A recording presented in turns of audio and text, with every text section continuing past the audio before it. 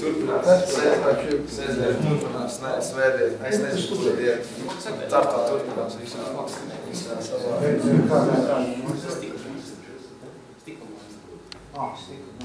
Nav mākslas, nav.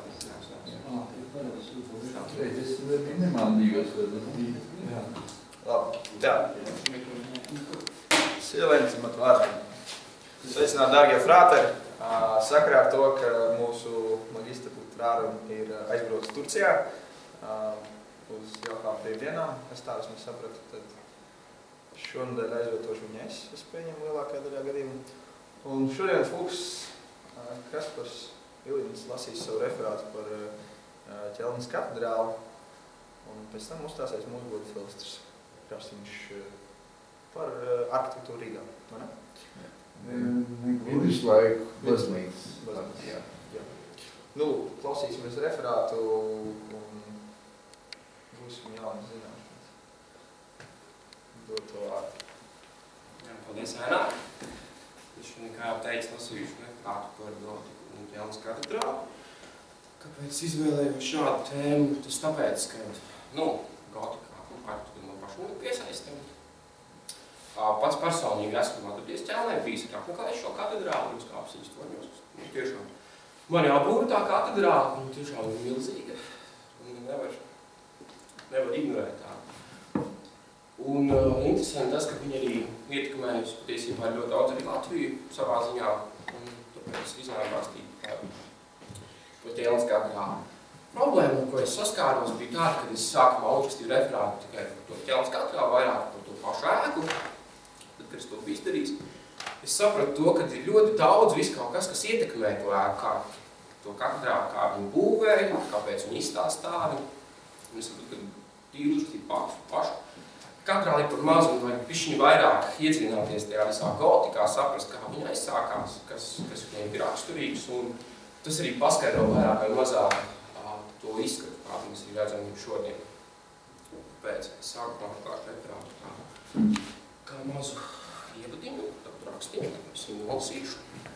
Es tam turpināšu ar pašu kompetējumu.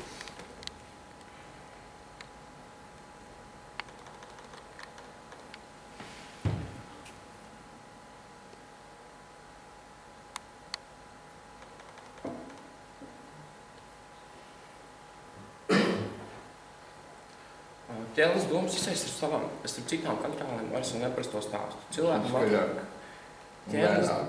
Ķelnes domas izceļas ar citām katedrālēm ar savu neprasto stāstu. Cilvēkam atrodoties Ķelnē, jau no vairāku kilometru attālumu ir redzama masīva celtne, kura kā kronis Baciliskas pilsētas ar tās diviem augstajiem torņiem.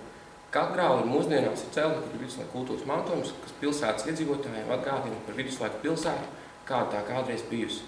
Viduslaika bija cita pasaule. Pasaule, kurā pilsētas iedzīvotāji dzīvoja caur un ar savu katedrāli. Dzīvojamās ēkas bija zemes attiecībā pret katedrāli. Visi ceļi veda uz to, un cilvēki strādājot savus darbus varēja pagriezties un aplūkot savu sakrālo celtni. Lai gan augstumaņi un zemnieki atradās atšķirīgos sociālos stāvokļos, tie dzīvoja vienam mērķim, kur katedrāle kā simbols iemiesoja pēc viduslaiku cilvēku uztvers tā eksistences jēgu un misiju virs šīs zemes. Cilvēki ar kopīgu sajūtu katru dienu vairāk gadsimtu garumā cēlās un strādāja, investējot saražotos resursus savas pilsētas katedrāles celtniecībā. Ik viens bez izņēmumiem veltīja daļu no savas dzīves tās tapšanā. Romantismu laikā cilvēki ilgojās pēc ideālas pasaules, nesabojās pasaules, viņus dziļi aizkustināja gotiskās katedrāles klātbūtne, kur atgādināja par laiku, kurā cilvēku dzīves jēga bija neapšaubāma. Pēc romantiķu uzskatiem katedrāle iemieso garīgumu un idealitātes tēlu, kuram piemīt pacelājošs raksturs. Tās arhitektūra kaut kam cietam un viendabalainam piešķir bezmēsību, bezsvaru tēlu, kurš ceļas uz augšu. Uz kopā Eiropas fonu Vācija gotiskā arhitektūrā pēc tās adaptēšanas no Francijas kļuva praktiski iezemiska. Vācu tautai radās ļoti sena tradīcija radīt lielu cieņu pret gotiskajām celtnēm, tāpēc nav brīnums, ka 19. gadsimtā tika domāts, ka gotika ir vācu izgudrojums. Neapzinoties savu kļūdu, vāciešu romantistu noskaņās kļuva praktiski apsēsti ar visu, kas saistāms ar gotiku. To apraudzīja kā lielāko savu senču sasniegumu. Saskaroties ar rūgto patiesību, gotika var aizsākusies Francijā, mainījās arī attieksme pret gotiku Vācijā. Tomēr tas nebija šķērslis vāciešiem turpināt celtniecības darbs pie ķelnes doma pabeigšanas. Tā. Tagad es vairāk pievērsīšos tēmām. Tas bija tāds īsts ieskats, vārds sakot, par to gotiku, kā cilvēki redz. Tātad, lai saprastu gotisku arhitektūru un tās katedrās, ir arī vairāk jāiecinās un jāsaprot tas viduslaiku cilvēks, kā viņš domāja, kā viņš uztvēra lietas. Un tas arī būtībā, vairāk vai mazāk paskaidroja to arī tās galvenās tās konstrukcijas tajā visā katedrālē, tās formas, to visu izskaidroja. Tieši tas, ko īsti tas cilvēks domāja, to, ko viņš domāja, gribēja redzēt, to arī arhitektūra atspoguļoja. Tad es atradu šādu bildīti, kas, manuprāt, izskaidroja vairāk vai mazāk to situāciju, kā bija. Tad tie viduslaiku cilvēki, pārsvarā bija zemnieki, un viņiem, kas viņiem bija raksturīgs? Viņi bija neizglītoti, viņi bija ļoti, ļoti ticīgi, un treškārt viņi dzīvoja lielā nabadzībā visu laiku. Visu savu mūžu viņi nodzīvoja nabadzībā. Un strādāja savos laukos, un viss, kas pacēlās, ir tās parasti visaugstākā celtne, bija tā sakrālā tā celtne, uz ko viņi varēja paraudzīties. Un tas arī iemiesojumi paskaidroja, tas viņiem tā celtne lika tā kā vairāk vai mazāk, tā bija viņu tā kā iedvesma. Viņi iedvesmojās tajā celtnē. Es nezinu, viņiem tas piešķīra jēgu dzīvē kaut kādā jēgā, kaut kādā veidā. Un tā viņi strādāja savos laukos, un visu, ko viņi saražoja, investēja, sakot, vairāk šajā vienā celtnē.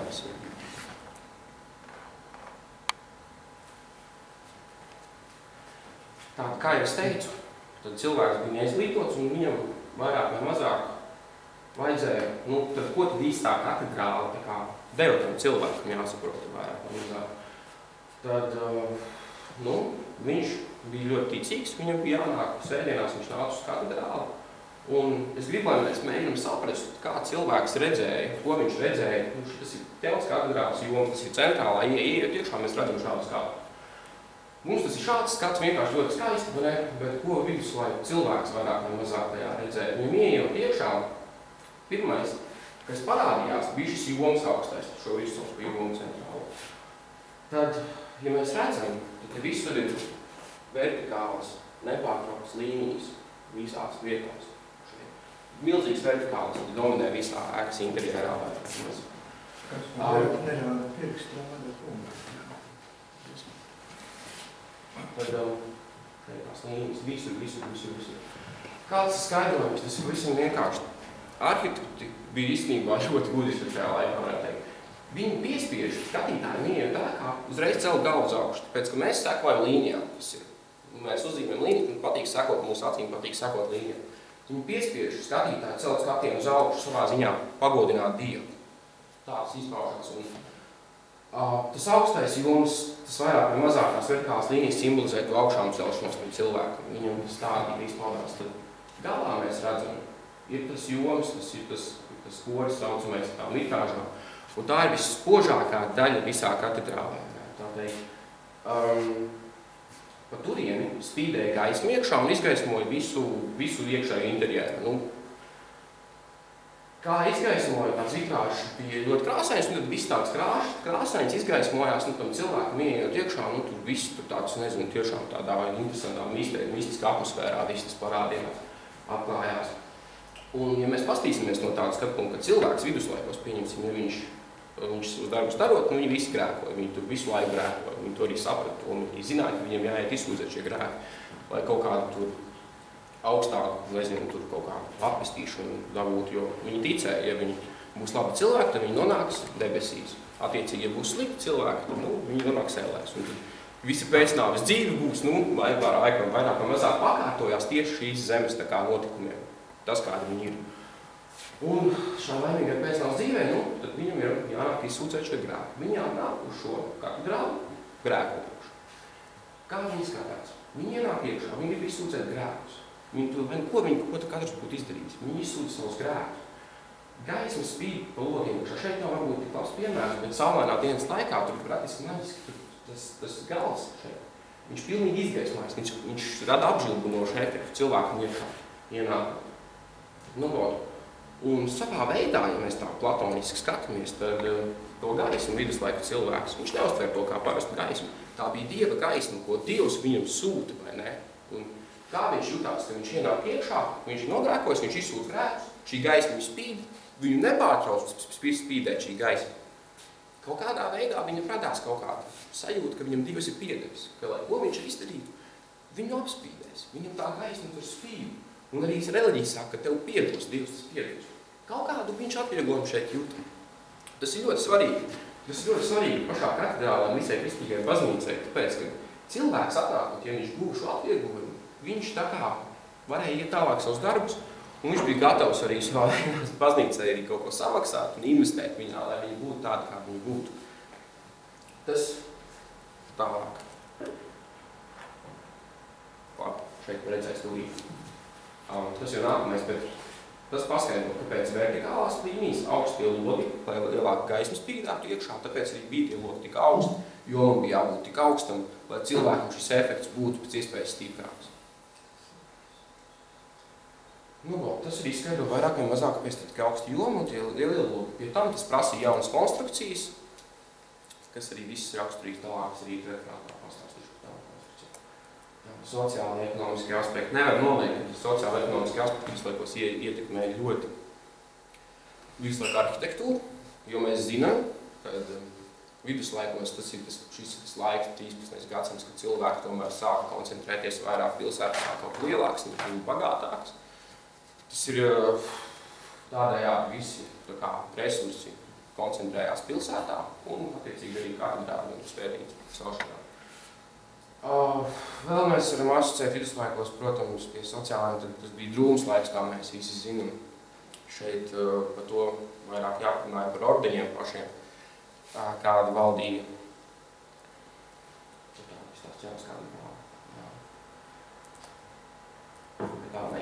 Tad mazliet par ordeņiem viduslaikos man jāpastāst Tad tur ir vairāk ordeņi, kas darbojās, tie kristīgie, tie baznīcas, piemēram, cisterciešu ordenis, tur ir dominikāņu ordenis un vēl daudz ordeņu. Viņi vairāk vai mazāk cīnījās par varu kristīgajā baznīcā. Tas arī sagādāja vairāk sākumā, viņi tā vairāk mutiski mēģināja, bet tad, kad tur sākās viņiem tāds tomstarpības ordenis, tad viņi sāka tā, kā lai saka, brutālākus līdzekļus izmantot vārds iegūšanai. Tad mēs arī zinām, ka bija tās inkvizīcijas viss, par ko mēs ienemolas dominikāņu ordenis ir atbildīgs lielā mērā, tās inkvizīcijas viss un visas tās cilvēku liecināšanas. Tas bija tās drūmas periods vairāk vai mazāk. Un, kad tos ieročus viņi tā kā, ja tādā kontekstā pastāst, tad tie ordeņi arī sāk arhitektūru izmantot kā tādu ieroci. Viņi sāk izgreznāt šausmīgi tās baznīcas dēļ iemesli, lai piesaistītu cilvēku uzmanību, lai vairāk popularitāti kļūtu, attiecīgi varu saņemt šādā kontekstā skatoties. Jo greznāka katedrāle, ietekmīgāks ordenis un kaut kā tam līdzīgi. Tad vēl pa ordeņiem, ko var piebilst, tad dominikāņu ordenis ir Latvijā, piemēram, uzcēlis mūsu, šo mazliet citā tēmā brauc, bet mēs tā pieminēšu tikai.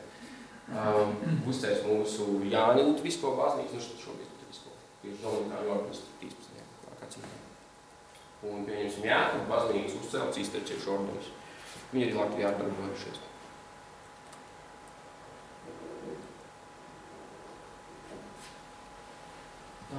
Tālāk man ir jāpastāsta, vai es turpinātu par referātu, lai viņi būs jāizglīta un jāpastāsta cilvēki, kas viņi darbojās katedrāles konstrukcijām. Jo viņi ievieš jaunu konstrukciju, šis stils, pirms tam bija, piemēram, romānikas stils un gotiskā ienes vienkārši tās jaunās konstrukcijas iekšā, kurām mums ir jāpastāsta. Tad sāksim, tas varētu atbilst visiem, bet, parastas tipiskas katedrāles, baznīcas, plāns, izskatā. Šī ir tipiski jaunas katedrāle, tā ir 5 jomu bazilika, tā 5 jomu, kas ir jomas, tā šis centrālais viss starp šiem punktiņiem, tas skaitās jomas, šajā gadījumā centrālais jomas. Tad 5 jomu, tāpēc, ka šeit ir vēl 2 sānā, un šajā sānā ir vēl 2 jomu, to sauc par sāņomi, un kopā veido 5 jomas. Tad, kas vēl būtu svarīgi, tātad transepti šo procesu transeptu. Tātad šis joma krustpunkts. Jā, tas ir 3 jomu transakts, jā, tā būtu pareizāk teikt, 2 torņi, kā savu divas 2 nomiem. Tā par šitas ir koris, šo mēs saucam kori, tā viņu sauc. Tad šo sauc par korā beju, ir šo eju. Un šīs ir apsīdes. Šajā gadījumā 7 apsīdes ir korim. Šeit atrodas augstais altāris. Šeit vēl dievkalpojums. Kaut kā tā. Un tās pamat termini, kas būtu jāzina, mēs ieejam tādā baznīcā vai katedrālē, visiem viņiem ir vairāk vai mazāk vienādi tas plāns ir vienāds. Tad vairāk attiecīgi par gotiskās katedrālas konstrukcijām arhitektūrām. Tad, ko mēs šeit redzam, šeit ir fasādes šķērsbiezums, skatoties. Tātad, ja šeit ir pieņemsim tas galvenais joms, šis arī jaunas katedrāls. Šeit ir tie divi sāņu maziņie. Tas ir puse no fasādes galvenais. Tad, kā jau es teicu, tad romānika, pieņemsim, bija, tas ir stils pirms gotikas. Viņi arī cēla katedrāls, bet viņi, pieņemsim, ja viņi gribēja ļoti augstu katedrālu uzcelt, tad vajadzēja kaut ko, kas balsta tās sienas vairāk vai mazāk, kas nobalsta tās masīvās vēles, jo šī augšējā konstrukcija šeit ir ļoti smagnēja. Viņi prasa tiešām lielu tādu turētspēju. Viņu augstāku ceļu, jo kaut kam masīvāk, kaut kam jābalsta tā sistēma vairāk. Romānikā viņi uzcelt vienkārši milzīgi smagu sienu, milzīgu smagnēju sienu, ar ko tas noturētu visu to konstrukciju. Gotika pietam bišķiņ savādāk. Viņi izveido šādas jaunas kontraforces sistēmas, ar kurām viņi uztver šo sācspiedienu, ko rada tās vēles tikmēs vertikālo spiedienu. Jā, vertikālo spiedienu balsta šī pilāri. Šeit un šeit, bet vertikālo lai spiedienu noturētu izdomāt šāds zilais ir kontraforces, un šie ten ir argumentāni, ar kuru palīdzību tā kā to spiedienu pārnest cēlēs ārpusē. Tāds vajadzēs mazliet atpakaļ. Lai mēs parādīsim, bet reāli jātājs. Tad visi šitie ten, kas te ir tādi, tie ir kontraforces. Tie ir sienas ārpusē uztaisīti balsti, kas balsta to iekšējo kādus cik 50 metrus augsto jomu vārds sakot. Bez viņiem, bez šīm konstrukcijām, šitas iekšējais joms, viņš vienkārši sabruktu, izgāstos. Tas ir tas galvenais jaunienesums gotikā, kad viņi tās sienas var padarīt plānākas, attiecīgi logi spēj būt izvietoti viens otram ciešāk, viņi var būt augstāki, joms var būt augstāks, viss pateicoties jaunajai konstrukcijai.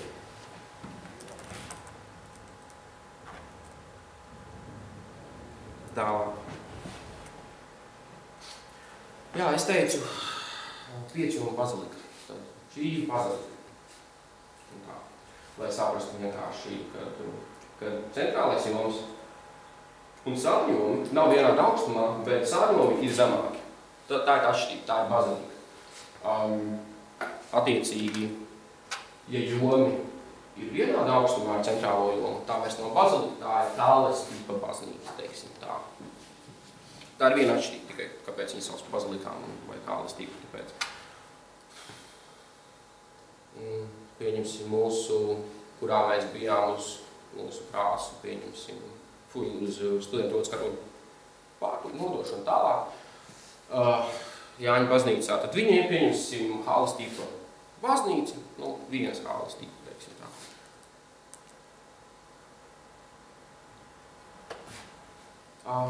Jā, tālāk.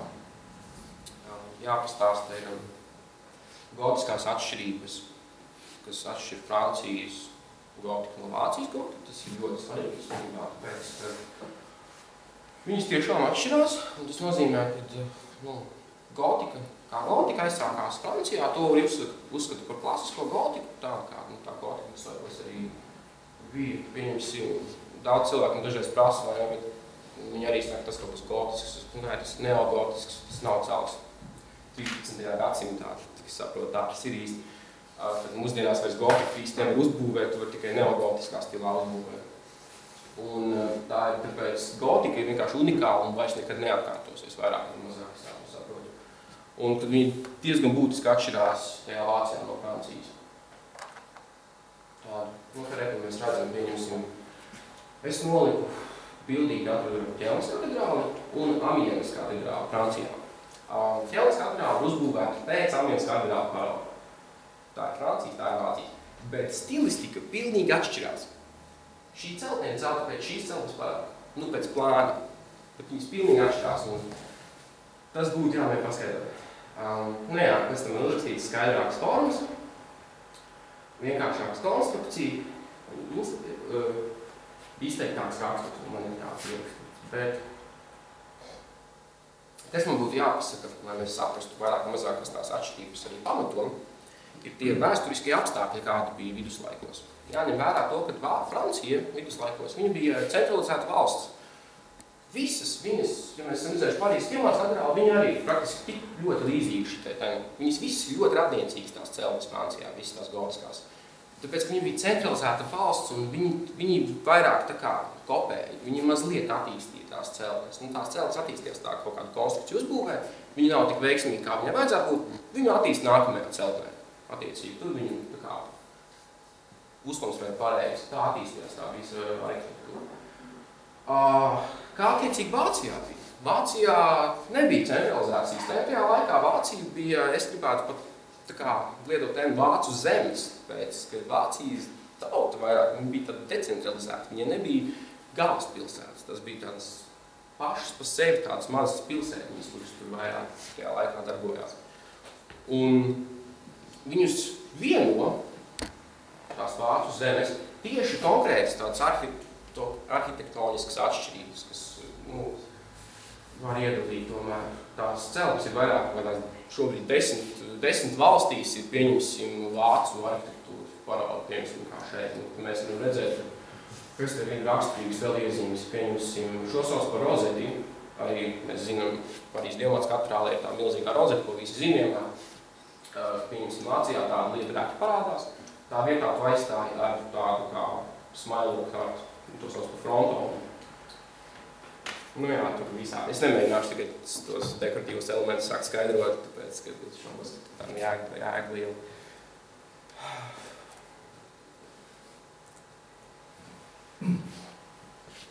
Tādu par katedrāles vēsturi mazliet. Mēs tikai dažas tādas pašas būtiskākos faktus esmu paņēmis, paskatīt 1948. gadā pamatā, kad viņi tiek ambiciozes arhibīskaps Konrāds no Fokstādens. Tā viņus sauca. Tātad sākt savu 13. Tad gadā, 22. gadā pabeigts tas koris. Tad varbūt vairāk un jāapstāst par to pašu Ķelnes katedrāles kori un par to viņš jāsvīto. Tad tas arhibīskaps, viņš, kā es teicu, tad Vācija bija decentralizēta valsts, viņai tās pilsētas bija pašas par sevi, un arī tie bīskapi, kas bija tajās pilsētās, viņi baudīja lielāku neatkarību, teiksim tā. Viņi varēja brīvāk izpausties gan arhitektūrā, gan politikā, viņus nebija tas, kas nebija ierobežot, viņi nebija ierobežot. Un kas ir Ķelnes katedrālē tāds īpašs atgadījums, tas, ka tas arhibīskaps bija šausmīgi ambiciozs. Vispār to visu celtni. Kāpēc viņi aizsāka celt? Tāpēc, kad Vācijā, kurā gadā es reiz nepateikšu, bet ieguva tā saukto 3 gudro relikviju ieguva Vācija. Tā ir kristietībā kaut kāda, tā ir tie 3 gudrie bija tie, kas to Jēzus bērnu tur brauc pielūgt, kurā tur bērnu atsakot. Un viņi ir ļoti vērtīgi relikviji, viņi piesaistīja ļoti daudz tos svētceļniekus, un uz Ķelni sāk ļoti daudz visādi tie svētceļnieki, tad vajadzēja jaunu katedrāli, kur tā kā reprezentētu pienācīgi to 3 gudro relikviju, to šķirstu. Tās mirstīgās atliekas tur iekšā. Un tas uzdevums celt to katedrāli bija tam arhibīskam Konrādam Fokstādēnam. Viņš bija ļoti ambiciozs, viņš arī gribēja savu varu, tā kā apliecināt, pieņemsim, ka viņš ir varens, ka viņš var uzbūvēt, un tāpēc viņš izvēlējās. Izstrādāja milzīgi, ambiciozi, tiešām nerealizējumu projektu viduslaikos. Un tāpēc arī 73. gadā viņi nepabeidz līdz galam, tāpēc, ka vienkārši tik ambiciozs projekts vienkārši Ķelne nonāca ekonomiskā sabrukumā, viņi nespēja vienkārši uzcelt tādu celtni, tāpēc viņi vēl nostāvēja 400 gadus. Bet ko pabeidz? 22. gadā pabeidz kori.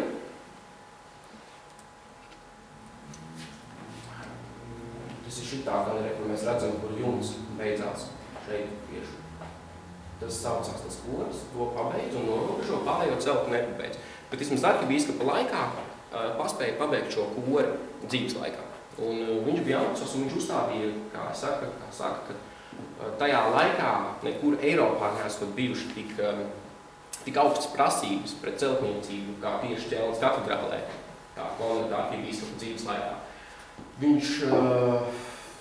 Viņš ļoti ambiciozs piegāja, viņš gribēja uzcelt ideālo katedrāli. Tāda bija viņa vīzija par šo katedrāli, sākotnējā vīzija, ideālo katedrāli, kur nebūtu tāda individuāla cilvēka pieskāriens, teiksim, kad māksliniekiem ir tāda tendence kaut ko atstāt no sevis mākslas darbā, tur visiem tas izpaužās vairāk un mazāk.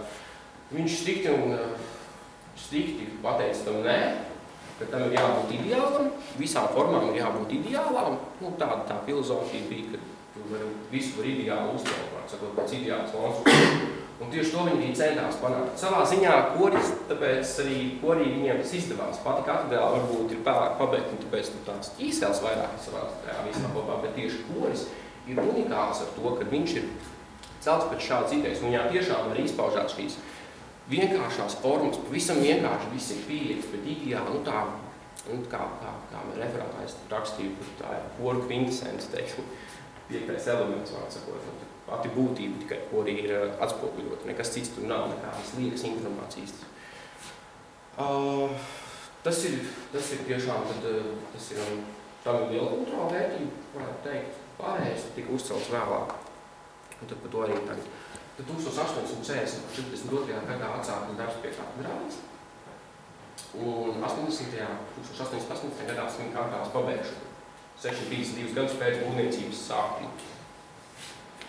Un tad, cik mēs redzam, tā atšķirība ir diezgan liela tajā celtniecības periodā.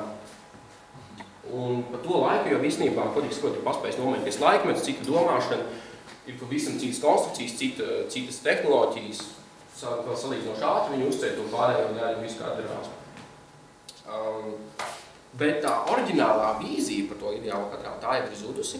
Pirmkārt, jau tie visi rasējumi, dažus tikai atrod, liela daļa ir zudusi jau, un tāpēc viņi pieeja tā celtniecībai tā jau individuālāk. Viņi paši sāk izprojektēt portālus vai fasādes, tur kaut kādu viņi tur.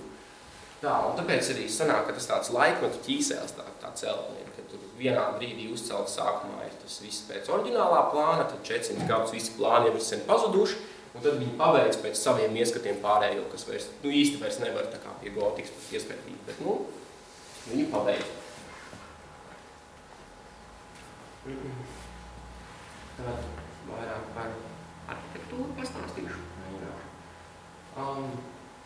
Rietumu fasāde ir galvenā fasāde, ieejas fasāde. Tad šito pabeidz pēc tam tikai. Tad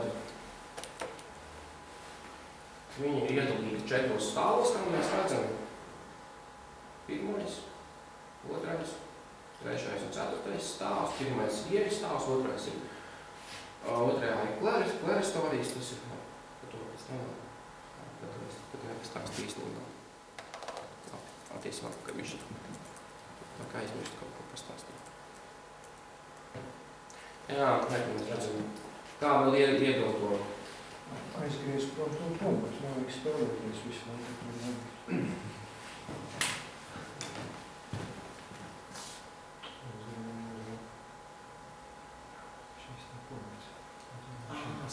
Nevajag grozīt. Es aizmirstu būtiski pateikt, ka viņi iedalās 3 daļās šī siena vairāk un mazāk. Pirmā ir ārkāržos, 2. ir triforijas, tas ir šī posms. Un klerastorijas ir augšējā daļa, kur tieši vitrāži atrodās.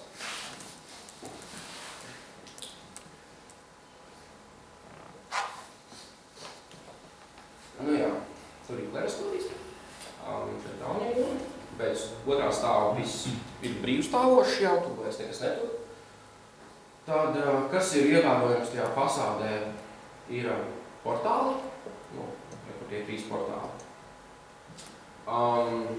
Un vienīgais portāls, kas ir tomēr pabeigts, daļēji pabeigts viduslaikos, tas ir Svētā Pētera portāls, tas bija no kura arī pēc tam 19. gadsimtā arī cilvēki vairāk vai mazāk ņēma kā paraugu tie arhitekti un visus pārējos portālus arī pēc šī portāla parauga arī veidot. Es tagad nepateikšu, kuras tās tumšākās vai gaišākās, bet 5 no šīm skulptūrām, kas šeit atrodās, ir oriģināli. Pārējās, diemžēl, gājuši bojā laika gaitā.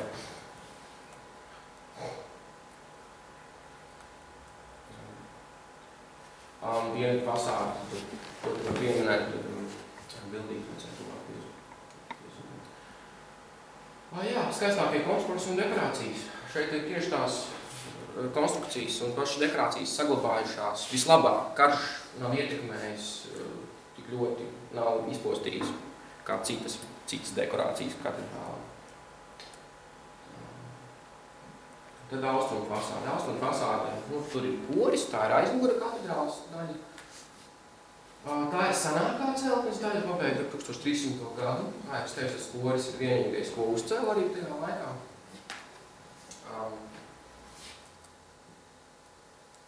Korī tad iekšpusē atrodās augstais altārs. Tie augstie altārī tad ir novietot šeit tā 3 gudro relikviju. Tas ir iemesls, kāpēc tu vispār cēra aizsākumu. Nu jā, un tad apkārt sekot tās apsīdes šeit, un redzam vārti 1, 2, 3, 4, 5, vēl 6, 7 sānos. Šeit cilvēki nevar, diemžēl, es pats netiku klāt, tā kā šī vieta ir off-limits cilvēkiem. Šeit ir tuvāk stīties. Tas šķirsts ir arī grandios, tāds zelta uzmūzuma. Tad par simbolu īsi pastāstījušu pašā katedrālē, kas ir. Tad transeptu jomu krustpunkts. Tātad 2 jomu galveno krustpunkts, tas tā katedrāles sirds ir. Tajā atrodas šobrīd tāds katedrālē 3 objekti, kas simbolizē arhibīskapu misiju. Augstais altārs karīdzniecība, kancele, tas vokāls uzdevums, tās spēļus vajag. Un arhibīskapu tronis, postrāvos pienākums.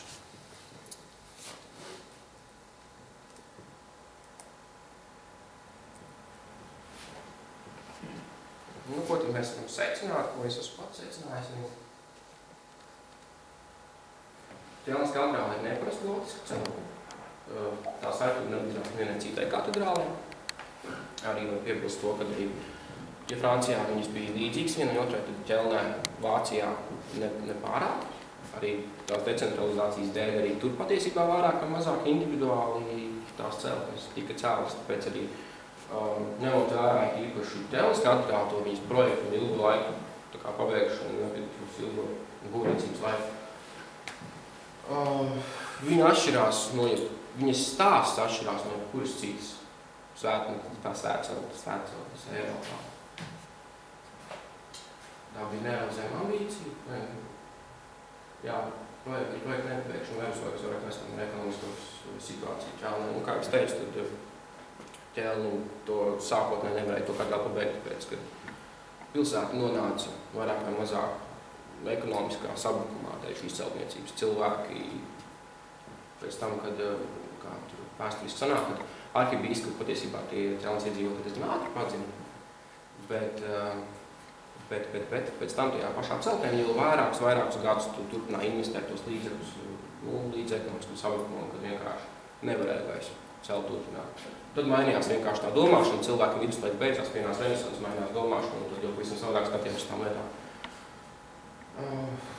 Jā, 600 gadu celtniecības periods. Un viņi ietekmēs vairākas citas katedrāles baznīcas citur Eiropā. Tad pieņemsim, ko es vēl varētu pateikt, kad pabeidz pieņemsim šo projektu, ķelnes katedrāles vidus, 19. gadsimtā.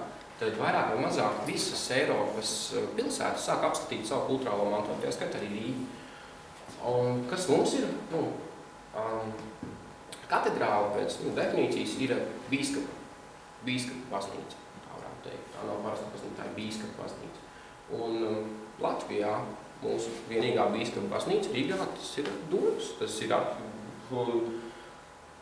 bīskapa Alberta celtā katedrāle, kad bija domāta Nu, un tad arī, kad pabeidzu Ķelnes katedrāli, tad 19. gadsimtā arī Rīga pēkšņi atmodās, ka mums tomēr arī ir kaut kāds kultūras mantojums no viduslaikiem, un kaut kāda katedrāle, tikai tajā laikā, piemēram, mūsu domas izskatās visam savādāk.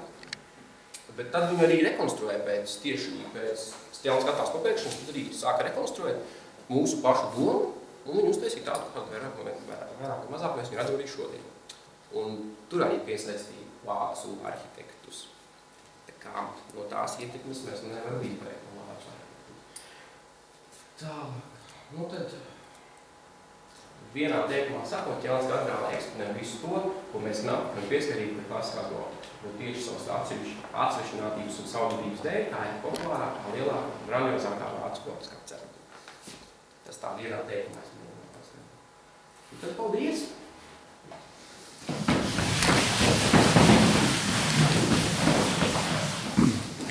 Es domāju, sākumā mēs varētu dot vārdu koreferentam un tad pēc tam ar jautājumiem turpināsim. Lūdzu. Paldies. Es varbūt sākšu ar jautājumu. Sākumā tika minēts tāds jēdziens romantisms. Šķiet, ka tas prasīja nedaudz paskaidrot, ko tas nozīmē, kas ar to ir domāts, kāda ir šī jēdziena nozīme un kurā laikā šis romantisms valdīja. Un tā ir romantisms, 19. gadsimts, vairāk mazāk, ko es varētu piebilst. Nu jā, romantiķi ir svarīgi, par viņiem varbūt arī pastāstīt, tāpēc, ka viņi vairāk mazāk ir atbildīgi par to Ķelnes pabeigšanu. Nu tā ir romantismu nāca tās jaunās domas, tās jaunās idejas, tā jaunā filozofija. Kurā laikā? Kura laika? 18. gadsimta beigas, 19. gadsimta sākums. Nu, vairāk 19. gadsimta sākums. Nu jā. Un tā viņa doma bija, kad viņi skatījās uz to, viņi ilgojās, kā es teicu, pēc tās to dzīvi, uz to dzīvi skatījās un meklē to jēgu, to savu dzīves jēgu, to savu vairāk un mazāk. Un viduslaikos, tā domāšana bija pilnīgi mainījusies tajā laikā. Viduslaikos pieņemsim, kāpēc viņi abejināja to visu, tāpēc, ka viduslaikos cilvēki, tad, kad viņi bija neizglītoti, viņi arī, nu tā kā, Viņiem tā baznīca iedeva to dzīves jēgu, viņi dzīvoja tajā vienam misijai, tur nomirt labi dzīvot, un pēc tam nāk tur debesīs un dzīvot. Tā domāšana varbūt bija mainījusies, bet viņi tā kā ilgojās pēc tādām atziņām, pēc tāda dzīves veida, kad cilvēki nav, tāpēc viņi arī ļoti pievērst uzmanību gotiskai arhitektūrai, gotiskai vispār tā idejām viduslaikos. Nu, manuprāt, tas ir svarīgi piebilst par to romānu. Paldies. Tas ir vienīgais jautājums? Varbūt kaut ko gaidījā? Nu labi, tad vai ir kādi jautājumi? Jā. Tu minēji, ka tur, es nesaros vārdu, biskups ielika pirmo pamatākmeni. Tad viņš, tā kā nekur nefigurēja, kurš tad ir īsti arhitekts tāds celtnē? Biskups? Nē. Jā, vai bija daudz arhitektu? Arhitekti bija ļoti daudz. Arhitekti bija ļoti daudz. Rekrātā viņi ir minēti daži vismaz, bet nē, nu viņš tā kā prasīja no arhitektiem, tas arhibīskaps prasīja arhitektiem tādu grandiozu projektu, nevis kaut kādu parastu, bet tiešām grandiozu, kas visu Eiropu nošakārt tas projekts. 19. gadsimtā pat tie torņi bija augstākie pasaulē vienu brīdi. Tā kā priekš viduslaikiem, vēl 400 gadus pirms tam, tas projekts bija pārāk ambiciozs. Nu, oriģināls projekts vispār bija, viņš ir zināms, viņš ir redzams. Jā, viņš tikai izstrādāts. Diemžēl, nu, piemēram, viņi atklāja 19. gadsimtā to galvenās to ieejas fasādes, tos rasējumus viņi atklāja, un tad arī radās tā vēlme, tā kā tiešām tad bija atjaunot to visu.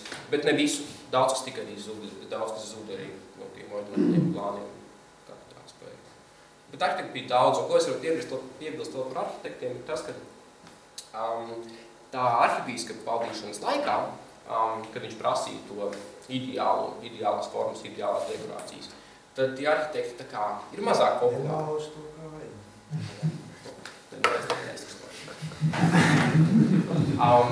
Viņš prasīja, un tie arhitekti, diemžēl, viņa vārdi vēl nezināmāki patiesībā, tie, kas sākumā strādāja. Pirmie arhitekti ir vēl nepopulārāki. Pēc tam vēlāk arhitekti, kas seko, kas pēc tam atjaunos, nu tā kā 19. gadsimtā zīmē, tie ir populāri, tāpēc, ka viņi vairāk citas fasādes tā individuālāku piegājienu, viņi tur vairāk personiskākās skulptūras arī veidoja, un arī nebija tie nosacījumi tik strikti, un tie ir zināmāki pat nekā tie pirmie aizsāki, pirmie arhitekti. Tas mums varētu nosaukt, bet tas ir prātā.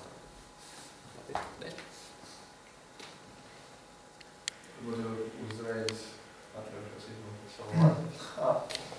Man interesē, Lukas, tātad sākumā bija periods, kurā viņu ceļ un aktīvi notiek celšana. Tātad es varētu attēlot to kaut vai grafiski ar procentuālo sadalījumu, cik daudz ir pabeigts. Pēc tam pilnīgs klusums, nekas nenotiek, nekas tos, teiksim, kaut kāds 300 gadus, 400. Neviens neinteresējas par celtni, un viņi netiek būvēti, nākamais netiek pielikts vai kas. Un pēc tam pēkšņi 20 gados viss uzceļ. Kā ir tas sadalījums, man interesē, vai tiešām tos daudzos gadus neviens neko ar viņu nedarīja? Es saku, jā. Paldies. Nē, es aiziesim pie tās vēsturītes. Kur ir tie fakti tagad?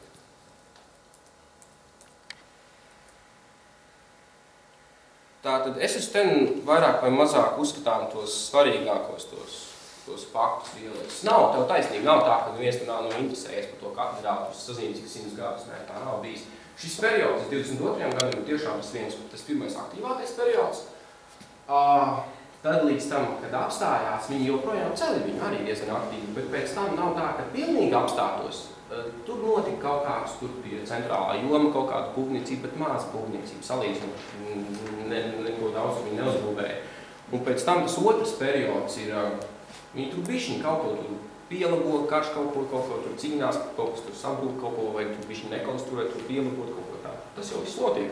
Arī pēc otrā pasaules kara visu laiku labo, nekā šis šeit parāda no 42. līdz 80. bija tas otrs periods, kad viņi aktīvi būvē tiešām tādu. Tos aktīvākos periodus, kas arī noteikti līdz pabeigšanu, bet nav tā, ka tiešām tos 450 gadus stāvēja pilnīgi. Kad tie torņi tika izplānoti? Tas ir kaut kāds vēlāks darījums, jo oriģināli taču tad viņi nebija. Torņi katedrāls ir izplānoti arī. Tas viss ir tapis tajā 13. gadsimtā. Jau no 13. gadsimta bija tādi torņi plāni.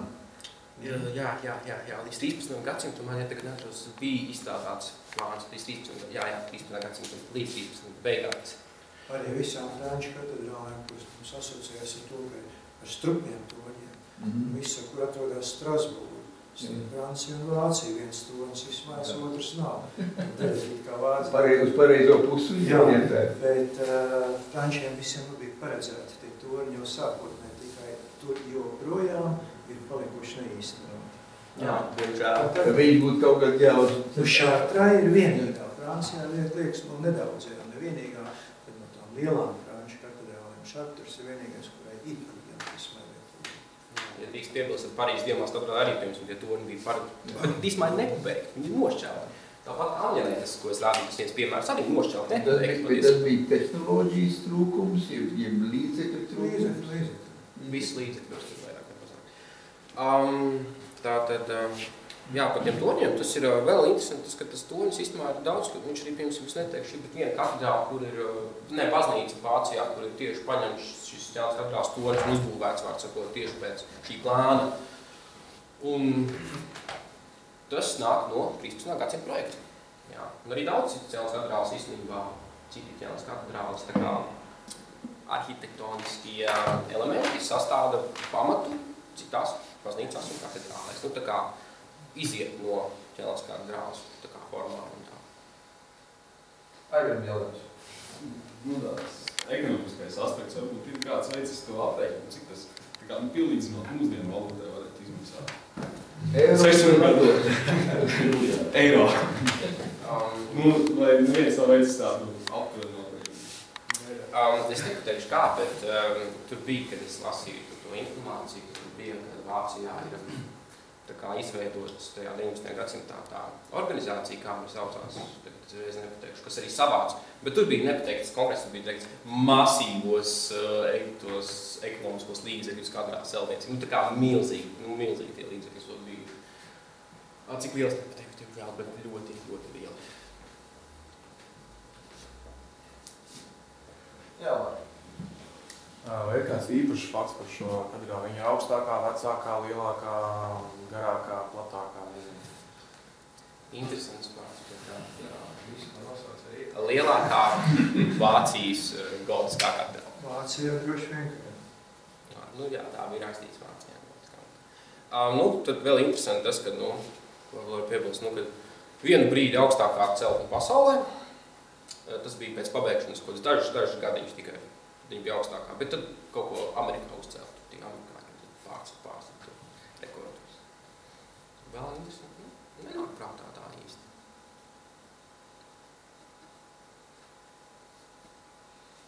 Man interesē vēl joprojām tātad par tiem torņiem. Iepriekš teica, ka visi rasēni, nevis visi rasēni, bet lielākā daļa rasēni tika pazaudēti. Ja viņi tika pabeigti 19. gadsimtā, tad sanāk nevis tikai pabeigtās daļas bija, bet arī šie rasēni saglabājās. Jo, ja viss pārējais, tad kura daļa no tiem rasēniem tika pazaudēta un kura daļa atgūta? Kuras netika. Galvenās fasādes tādi, tie divi torņi, es tagad nepateikšu, cik es 8-metrīgs papīra vai gabals vai kāds, uz kura bija atrada centrālo to galveno divu torņiem fasādes, to rasējumu viduslaiku. To atrada, pieņemsim, tagad rietumu.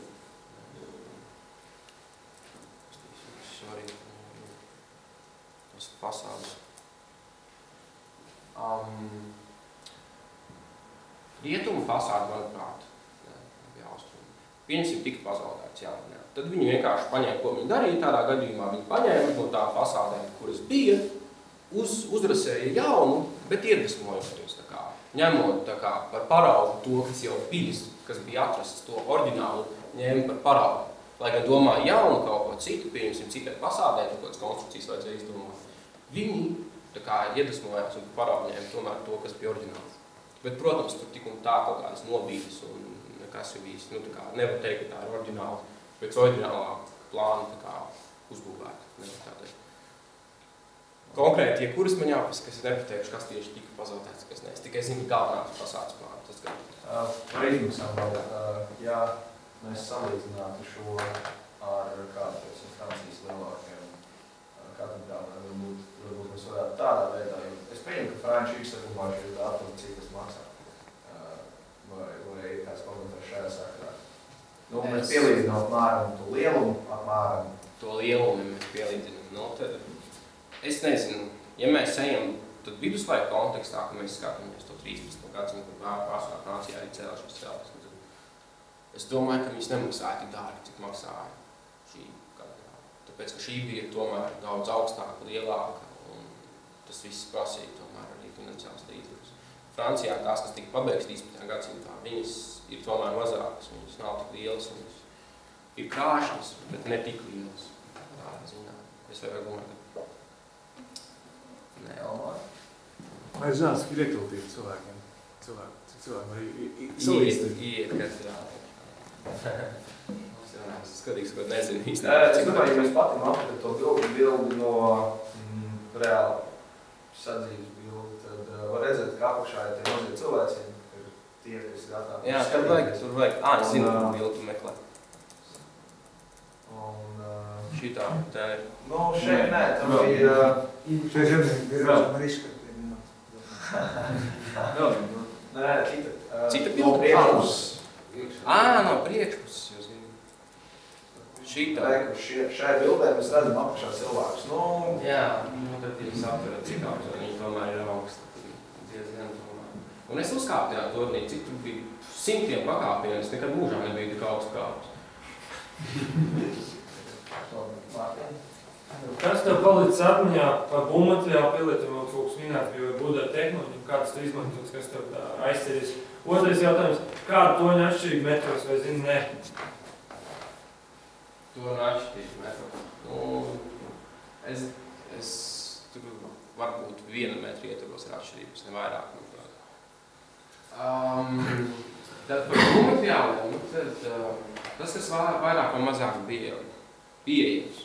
Vācijā to jau izmanto. Es zinu, ka kaitipnieks ir izmantojis. kādu dekorāciju. Viņš ir mīksts salīdzinoši, no viņa bija vieglāk izkaltās dekorācijas ārā. Nesošā struktūra. Nu, kaut kas smagi cietāks, laikam, viss ir vieglāks. To es nepateikšu. Nu, tas viss ir dabiskais attīstības pilnīgi. Nu, viss dabiskais, bet nu, savādāk tie tipāki, savādāk tīrieši vienkārši. Citi ir mīkstāk, citi cietāk. No mīkstākiem es zinu to, ka dekorācijas tad kala, un no cietākiem tad tās pamatkonstrukcijas veidojumi. Labi, vēl teiksim 2 jautājumi. Labi, neviens. Paldies, Gaspar, par referātu.